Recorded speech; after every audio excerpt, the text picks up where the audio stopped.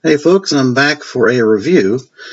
I've spent some time working my way through this Amicus House of Horror documentary. It was very, very interesting. I'm, of course, a big fan of Hammer and Amicus.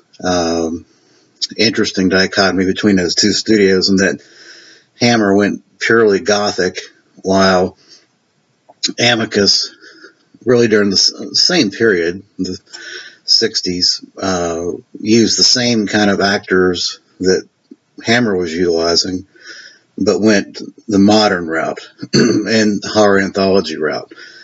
Both studios, I thought, were fascinating and successful during a brief period of time. But at any rate, this alpha release covers the Amicus Studios, all their films, really the pre-conceptual, pre-Amicus concept films that were loose collaborations between the two studio heads, Milton Subotsky and Max Rosenberg.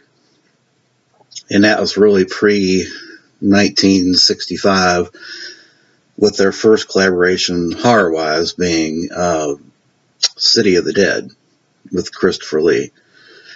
And then it goes through all the way to the end, to 1977, with the prehistoric films, Land at Time Forgot, At the Earth's Core, etc. And really covers a few things after that, post-Amicus collaborations and films produced by Max Rosenberg or affiliated with him, like The Monster Club with Vincent Price. This documentary is 3 hours and 15 minutes. And it, as I said, it covers the whole ground. Every film is covered at least 2 or 3 minutes, most of them 5 to 10 minutes. The coverage includes what you would kind of expect from, say, special features of an individual release. They interview. It's amazing all the people that they dug up to interview that for some reason haven't been on individual releases. For example, Barbara Ewing, who was in Dracula's Risen from the Grave. And she's been in a number of horror films. I don't recall ever seeing her in any special feature editions discussing any of her films except for this release.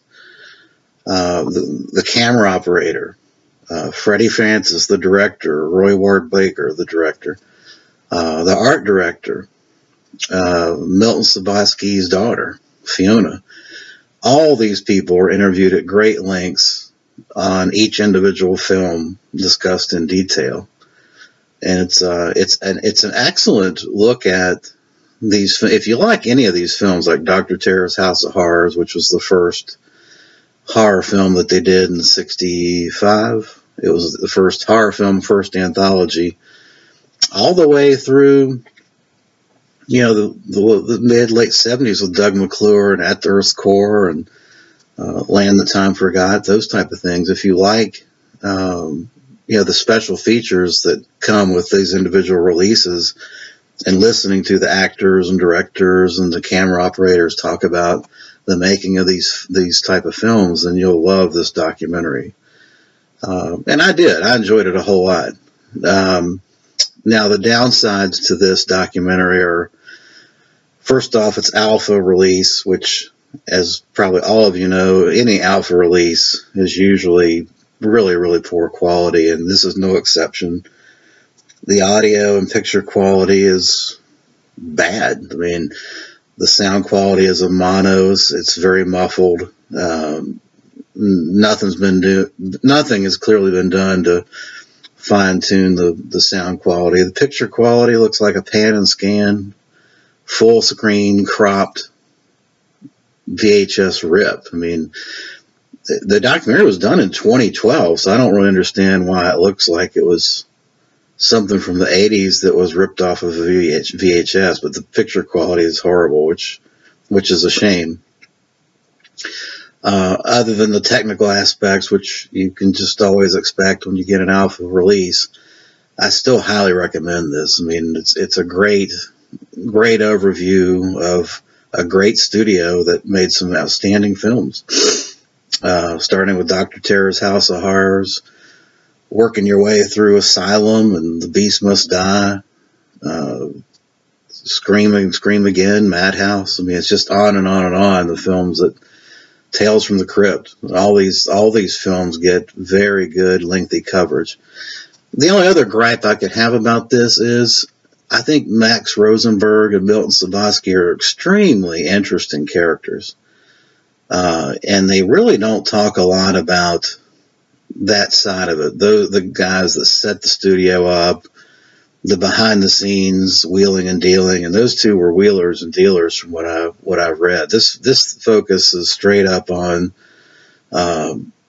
just the film itself and who was in the film and who made the film, and really the background of Amicus and those type of things. Unlike, say, the Canon documentary, which goes into a lot of interesting detail about the colorful Canon producers. I mean, this film could have really used that kind of look at Milton Savosky and Max Rosenberg. Those would have. I wish there was a lot more of that.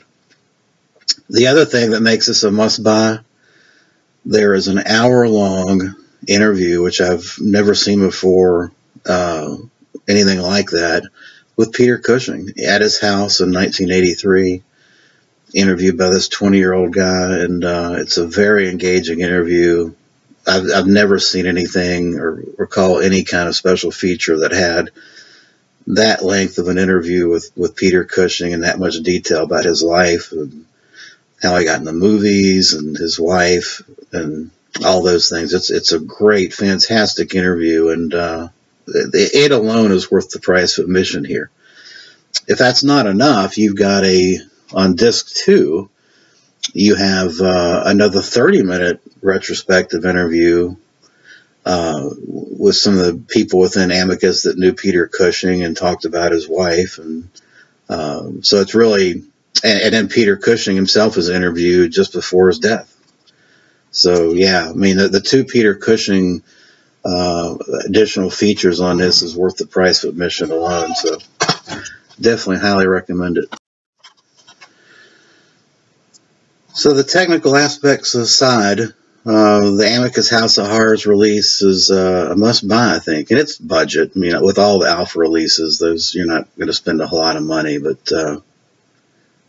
there's some downsides to it. But where else are you going to get 3 hours and 15 minutes of detailed coverage of a bunch of studio films that we love and know and love and are nearest and dearest to our heart? Except this release. I just don't know of any. And so I highly recommend it.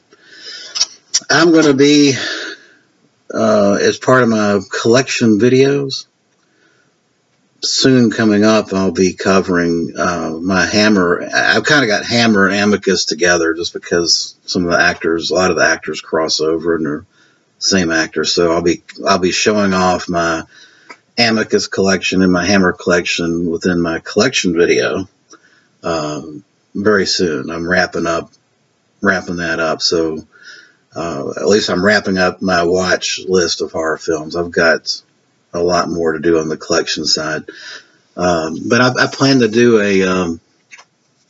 a review of each of the Amicus films, I think, as part of my goals for 2017. The other thing I'm going to do is I'm going to do the Jess Franco films. I'm going to work my way through all those and do a review. I've got a review coming up for Love Letters of a Portuguese Nun will be posted before the weekend. So, all right. Well, I appreciate everybody watching. Thanks. Appreciate it.